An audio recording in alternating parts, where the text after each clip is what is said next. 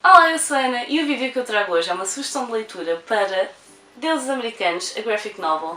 Estes livros foram-me enviados pela saída de emergência, a quem eu agradeço imenso porque eu estava deserta para ler estes livros, porque eu, ano passado, reli Os Deuses Americanos, o livro, e portanto queria comparar um pouco a graphic novel com o livro e obrigada por terem aceitado o meu pedido. E portanto, o que é que nós temos aqui no Deuses Americanos? Deuses Americanos, a história. Temos a história do Shadow, que esteve preso. A pena dele era de 6 anos, no entanto foi reduzida para 3.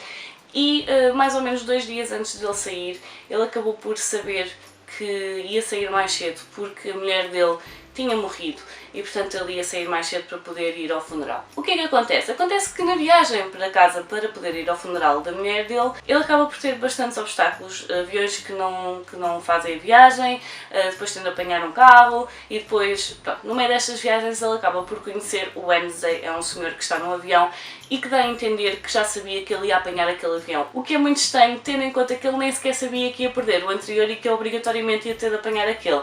No entanto, o Sr. Wednesday diz-lhe que as circunstâncias em que a mulher dele morreu não foram exatamente aquelas que ele está a pensar e, portanto, ele está ali para lhe oferecer emprego como guarda-costas ou segurança e, portanto, ele acaba por lhe fazer essa proposta e o Shadow, efetivamente, quando chega à terra onde vivia com a mulher, descobre as circunstâncias em que ela tinha morrido e acaba por querer deixar aquela cidade para trás e, portanto, ele acaba por aceitar o trabalho que o Wednesday lhe ofereceu. O que é que acontece aqui? O trabalho consiste aqui numa grande road trip pela América e consiste em conhecer várias identidades, várias personagens que no fundo acabam por estar relacionadas com mitologia. Deuses Americanos faz aqui uma contraposição entre os deuses antigos, de todos os colonos que saíram das suas terras e foram colonizar a América, portanto, se fosse a nível de nórdicos, africanos, asiáticos, todos eles quando colonizaram a América levaram as suas crenças com eles. E portanto temos aqui então os deuses tradicionais, os deuses antigos,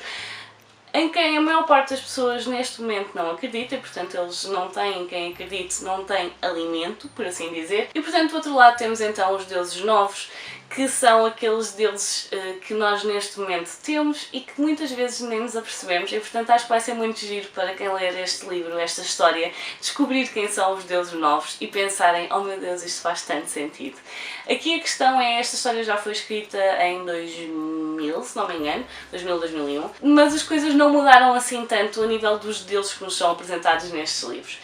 Então nós temos aqui uma história em que a ação é até bastante lenta, tirando quando as coisas correm mal, que efetivamente as coisas são mais rápidas a acontecer, mas há muitos momentos parados nesta história em que o Shadow acaba por estar à espera que o Wednesday volte das suas viagens ao backstage do que quer que ele anda a fazer, a contactar pessoas e a tentar recrutá-los para a guerra que se avizinha. E portanto nós temos aqui um livro que é bastante lento, no entanto temos aqui personagens muito interessantes. O Shadow é uma personagem que, tal como o nome indica, é uma sombra. Ele quase que passa despercebido, no entanto, as personagens que se cruzam com ele guardam-no como alguém que tem alguém de respeito, alguém que efetivamente acaba por se ver às vezes envolvido em coisas que não são propriamente boas, mas isso não significa que ele não seja uma boa pessoa.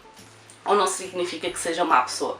E portanto o que nós temos aqui é então todo o juntar de acontecimentos que vai fazer com que haja uma guerra entre os deuses novos e os deuses antigos. E portanto estes livros, o volume 1 e o volume 2, correspondem aqui ao primeiro e segundo terços do livro. A história para aqui, que eu fui ver onde é que tinha parado, e portanto são 2 terços do livro. Falta aqui um volume então que ainda está a ser lançado e que vai completar estes livros com uma adaptação do romance original. E tenho a dizer que se eu tinha achado que o livro original era um pouco confuso, a graphic novel acaba por não ser, porque acaba por ficar só com as partes principais da história.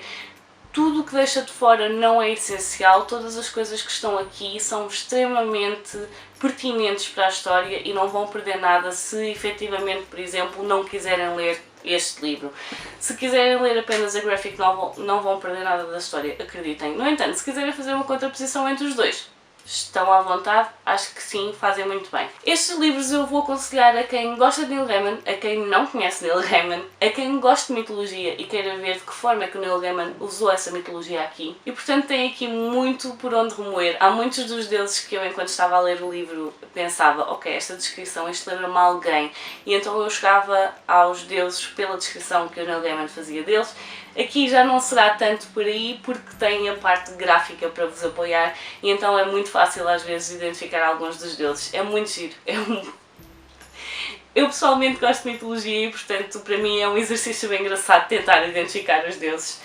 E portanto fica aqui esta minha sugestão de leitura de Deuses Americanos, a graphic novel, que tem ilustrações do P. Craig Russell, que já trabalhou antes com o Neil Gaiman, aliás, várias vezes.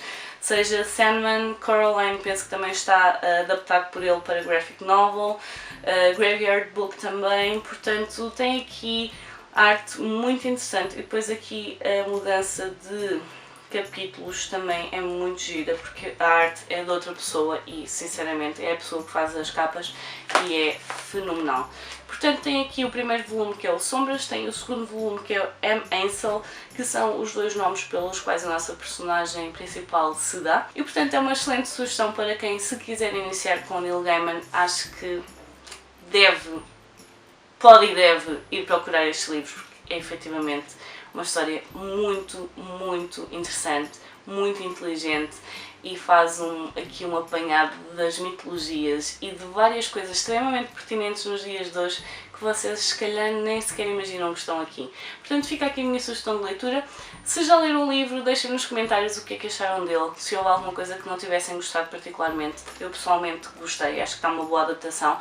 Ou se gostaram mesmo muito, ou então se querem muito ler estes livros, deixem nos comentários. Por hoje é tudo, vou ficar por aqui. Adeus e até à próxima. Tchau!